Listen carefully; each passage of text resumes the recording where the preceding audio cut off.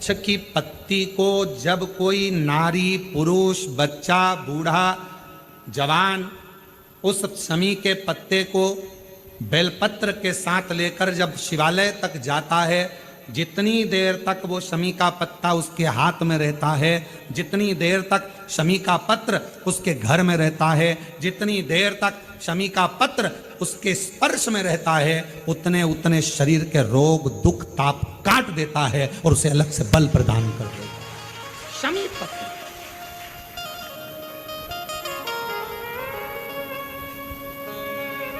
जब व्यक्ति का विल पावर डाउन होता है ना, उसको लगता है ये होगा कि नहीं होगा, होगा कि नहीं होगा, उसको 5 मिनट शमी वृक्ष के नीचे चले जाना चाहिए, 5 मिनट, इससे ज्यादा नहीं, या शमी की पत्ती को रख लेना चाहिए। पहले अपने मन की कामना कहकर आप वापिस अपने घर पर आ जावे। 2 या 3 बार आप अगर दुर्वा की माला समर्पित कर देते हैं तो जो भी मन की कामना होती है मेरा देव अधिदेव महादेव पूर्ण जरूर कर। उस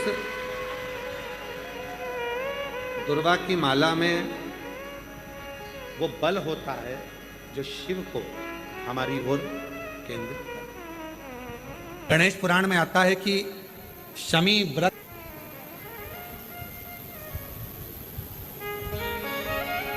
कोई स्थान का ध्यान नहीं आ रहा है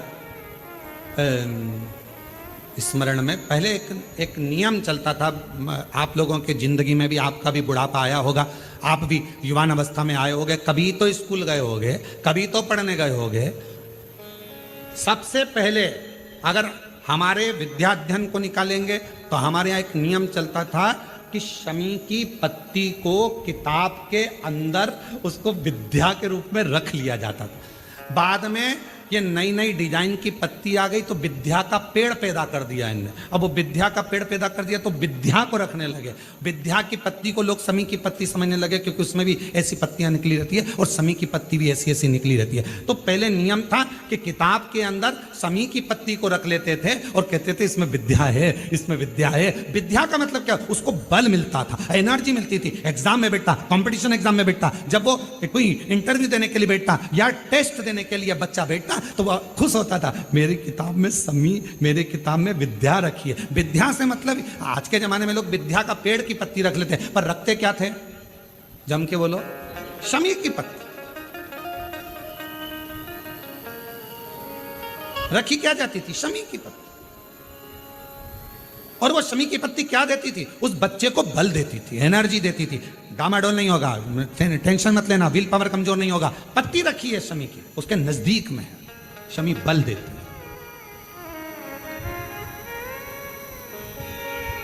जो ये ऑनलाइन कथा चल रही है, ये शमी मंदार शिव महापुराण की कथा चल रही है, शमी कथा। और बहुत सावधानी से इसका स्मरण करिएगा कि एक शमी के वृक्ष की पत्ती कितना बल देती है, कितना बल।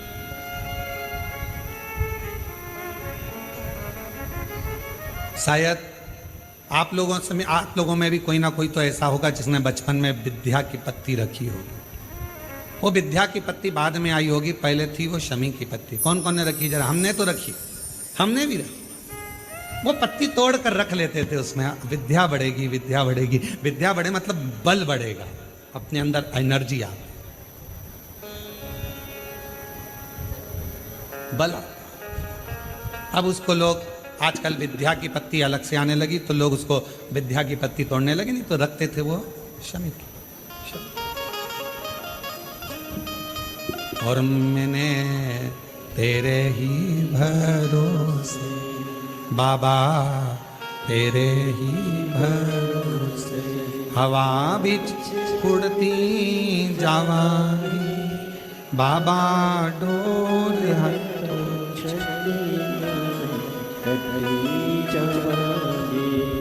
भोले, मैं तेरी शंभू, मैं तेरी हवा बिच उड़ती जावांगी बाबा, डोर हटो छठी नामे कटरी जावांगी। जैसे शिव का द्वार बेलपत्र, यहाँ शास्त्र कहता है आंवले का वृक्ष, शमी का वृक्ष, पीपल का वृक्ष, बट वृक्ष, ये हमको बल देते हैं, बल।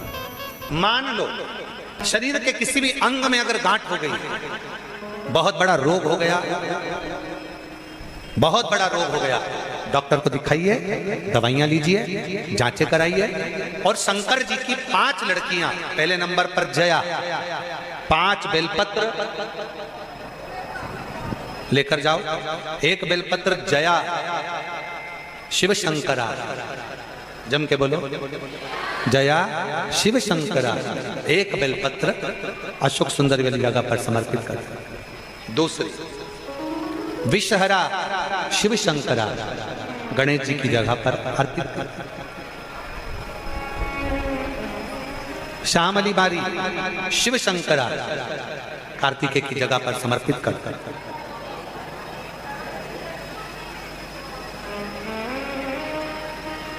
दो तली शिव शंकरा, जगत जननी जगदम्बा का जो हस्त कमल है पीठी का, उस पर समर्पित कर। और देव, जम के बोलो, देव शिव शंकरा कहकर शिवलिंग पर समर्पित कर। 5 बेलपत्र लोटा भरकर जल लेकर गए हो, 5 स्थान पर धीरे धीरे समर्पित करें। और आपके शरीर में जो रोग है, बीमारी है, उसका स्मरण कराते हुए बाबा को जल चढ़ाते हुए, जल का थोड़ा सा भाग 5 बेलपत्र में से कोई सी भी एक बेलपत्र वो लेकर, आप पहले दिन गए हो, तुम्हें याद रहना चाहिए कि आज मैंने कौन सी बेलपत्र ली है।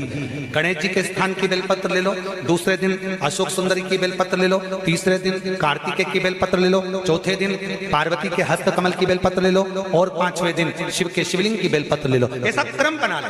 5 दिन 5 बेलपत्र चढ़ाना है और एक एक बेलपत्र लेकर आना है। सुबह खाली पेट उस बेलपत्र को खाइए और थोड़ा सा जलपान कर बाबा का जो जल है उसका आचमन करो, शिव जी से विनय करो। 5 दिन के बाद में फिर वापिस जांच करवाइए, धीरे धीरे शरीर में जो रोग है वो समाप्त की ओर जाए। जो डॉक्टर दवाई दे वो दवाई खाओ, जो डॉक्टर जांच का बोले जांच कराओ। डॉक्टर शंकर का एक रूप है, जैसा डॉक्टर बोले वैसा करो, पर साथ में शंकर के प्रति एक विश्वास रखकर उसकी दृढ़ता भी धारण करो, शिव के एक समर्पण करो। जीवन की एक आनंदता को प्रकट करने वाला सुयशा भगवान देवाधिदेव महादेव की भक्ति में लगती है। और नंदीश्वर को भगवान शंकर के शिवालय में, शंकर भगवान के मंदिर में स्थापित करवा देती है। वो धर्मपत्नी सुयशा, धर्मपत्नी सुयशा। आप में से कितने लोग हैं जो घर में से जल लेकर जाते हैं शंकर भगवान को चढ़ाने? सभी लोग ले जाते हो। जब घर के मटके में से, परिंडे में से, बाल्टी में से, टंकी में से, घर के हंडे में से जब एक लोटा जल लेकर जाते हो ना, उस समय पर आपके मन में ये भाव प्रकट होना चाहिए कि हमारे घर में हम देवाधिदेव महादेव को जल चढ़ाने के लिए जा रहे हैं। हे शिव शंकर, अगर घर में पितृदोष है, कालसर्प दोष है, वास्तु दोष है, या मेरे घर के अंदर कोई भी दोष है, एक लोटा जल जब मैं आप पर समर्पित करूं तो मेरे देवाधिदेव महादेव हमारे घर के सारे रोग, दोष, बीमारी, कष्ट को दूर कर देना और तेरे चरणारविंद का जल देकर हमारे घर को पवित्र कर दे। तेरे चरणों का जल हमको प्राप्त हो जाए, जिससे हमारा जीवन सार्थक हो जाए। घर से जल लेकर जाओ तो ये कहकर जाओ कि हमारे कुछ दोष होंगे पूर्व के, कुछ पाप कर्म होंगे पूर्व के, वो तेरे दरवाजे पर जल चढ़ाने से मिट जाएंगे। जब वहां से आओ तो थोड़ा सा जल लाते हो साथ में, थोड़ा सा जल कलश में 2 बूंद 4 बूंद जो भी तुम लेकर आते हो वो लाकर घर में छींटते हुए प्रवेश करो। क्यों? क्योंकि हमारे घर का कोई दोष होगा, बाबा को जल चढ़ाने से वो मिट जाएगा और बाबा के चरणारविंद का जल लाकर घर में छींटने से लक्ष्मी और वैभव बढ़ जाएगा। ये उसकी कृपा से, ये उसकी दया से, ये उसकी करुणा से। महाराज, श्रावण का महीना चल रहा है। सावन के महीने में कार्तिकेय महाराज की धर्म पत्नी देवसेना और वल्ली देवी। कौन कौन है? जम के बोलो जरा। देवसेना और वल्ली देवी।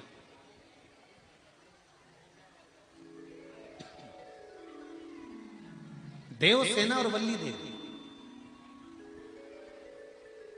ये कार्तिकेय महाराज की 2 धर्म पत्नी है। इन्होंने शंकर भगवान की आराधना कब करी थी? तो कहा जिस समय पर माता पार्वती शंकर भगवान के साथ में चौसर खेलती हैं और चौसर खेलते समय पर शंकर भगवान हार जाते हैं, नीलकंठ पर जाकर बैठ जाते हैं।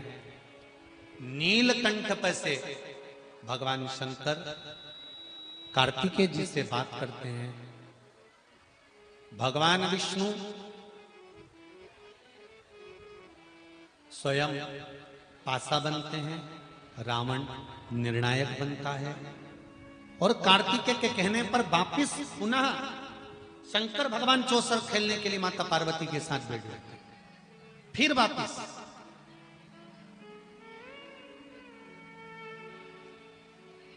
और शंकर भगवान जब माता पार्वती के साथ चौसर खेलने वापिस बैठते हैं, पुनः विराजमान जब हो जाते हैं, फिर बैठ जाते हैं। तब पार्वती मैया जब हारती हैं तो पार्वती जी के मन को यह लगता है कि हारने का कारण क्या है। एक शमी का पुष्प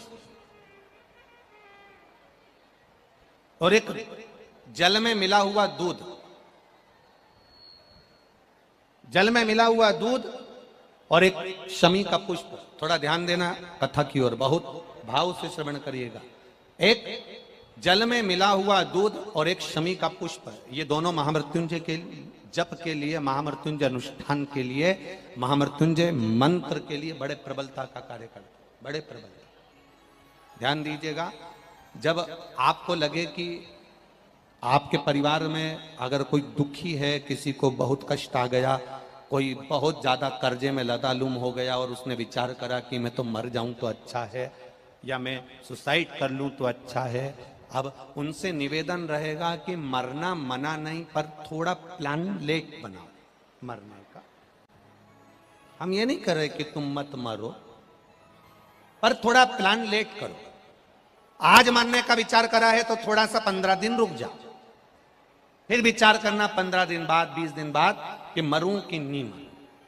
पर एक कार्य जरूर कर कर देखना, रुद्राक्ष की माला से महामृत्युंजय मंत्र का जाप शंकर जी के मंदिर के सम्मुख में नंदीश्वर के पास में बैठकर शिव के सम्मुख को देखते हुए, शंकर के शिवलिंग को देखते हुए, शमी के पुष्प को अपने सामने रखकर एक बार महामृत्युंजय मंत्र का 108 बार जाप कर कर शमी का पुष्प उस पात्र में से, कटोरी में से उठाकर जाप पूरा होने के बाद शंकर को समर्पित करो और शंकर को समर्पित कर कर फिर विचार करना, 15 दिन, 20 दिन, 1 महीना रुकना कि तुम्हें बाबा ने जो तुमने मांगा वो तुम्हें दिया कि नहीं दिया। उसके बाद विचार करना कि जाऊं कि ना जाऊं। मरो मरो सब कोई कहे, मर के देखे कोई, मरो तो ऐसा मरो कि फिर संसार सागर में जन्म ना होई। बार बार मरोगे फिर जन्मोगे, फिर मरोगे फिर जन्मोगे, फिर मरोगे फिर जन्मोगे। ऐसा मरण और जन्म से पीछा कैसे छूट जाए, उसका क्रम धारण करना है। आ गया टेंशन, ऐसा कोई संसार में नहीं जन्मा जिसके मस्तक पर टेंशन नहीं आया, कोई चिंता नहीं आई, कोई चिंता सम्मुख में नहीं पहुंची, ऐसा कोई जन्मा ही नहीं। आ गया थोड़ी परेशानी, आ गया थोड़ा कष्ट, एक शमी का पुष्प सम्मुख रखकर महामृत्युंजय मंत्र का अनुष्ठान कर कर, और यदि आप नहीं कर सकते हो, आपको लग रहा है कि मेरे दुख की घड़ी चल रही है, समस्या की घड़ी चल रही है, बहुत रोग चल रहा है, बहुत बीमारी चल रही है, बहुत कष्ट चल रहा है, उस समय पर आप अगर नहीं कर सकते हो तो जो आपके प्रिय, आपके स्नेही, आपसे मिलने वाले जो ब्राह्मण देवता, जो भू देवता हो, उनके चरणों में जाकर